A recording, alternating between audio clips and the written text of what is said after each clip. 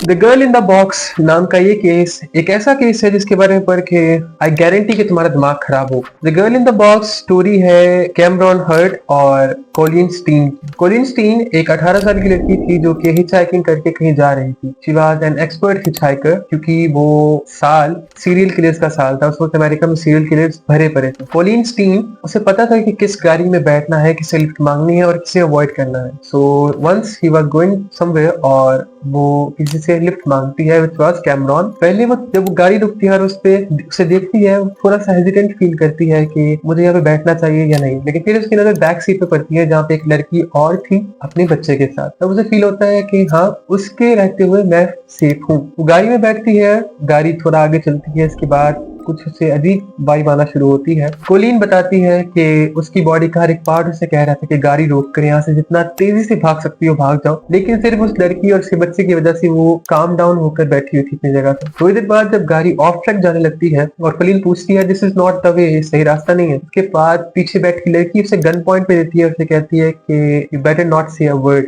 ये कुछ कहने की जरूरत नहीं है तुम्हें। जिसके बाद कैमरॉन हर्ट अपने घर जाता है और उस 18 साल की लड़की को एक कॉफिन में रखता है। वो कॉफिन उसके बेड के नीचे होता है और एक लकड़ी का कॉफिन होता है जिसमें वो करीबन दिन के 23 घंटे गुजारेगी अपने आने वाले 11 साल तक। एक 18 साल की लड़की दिन के 23 घंटे एक कॉफिन में गुजारती है और जब 1 घंटा उसे मिलता है उसमें उसे खाना खाना होता है, उसमें उसे पानी पीना होता है और वो हर एक काम करना होता है जो कैमरॉन हर्ट उसे करने को कहेगा। वो सीरियल किलर कह लो, आई डोंट नो मैं उसे कहूँ भी क्या, वो इंसान उसे लिटरली एक कॉन्ट्रैक्ट साइन करवाता है। इसका नाम वो रखता है स्लेव कॉन्ट्रैक्ट, जिससे साइन करने से उसके मुताबिक वो अब उसकी गुलामी में चले गई है और कोलिन स्टीन अब उसके एक गुलाम है। उसे थ्रेट करता है, उससे वो दोनों मिलकर मैनिपुलेट करते हैं इस लेवल का कि अगर तुम यहाँ से भागने की कोशिश करोगी तो एक कंपनी है जिसका नाम है द कंपनी, वो तुम्हें फॉलो करेगी और तुम्हारे घर वालों को मार देगी। वो दोनों उसे इस लेवल का मैनिपुलेट करते हैं कि कोलिन स्टैन वाकई में ये सब चीजों को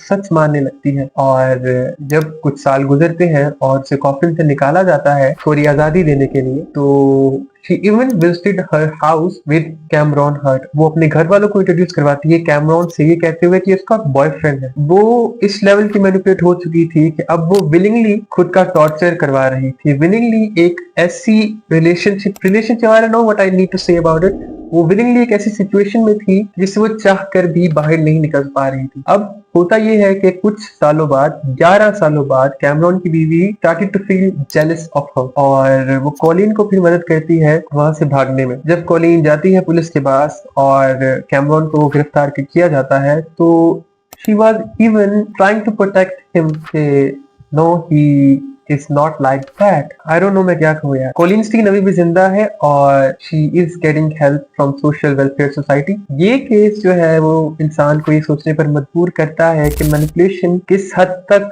इंसान को वो काम करने पर मजबूर कर सकती है जो वो करना नहीं चाहता। इल्यूजन्स को रियलिटी में कन्वर्ट किया जा सकता है सिर्फ उस इंसान के लिए। और I don't know, really need to seek help from these kind of people.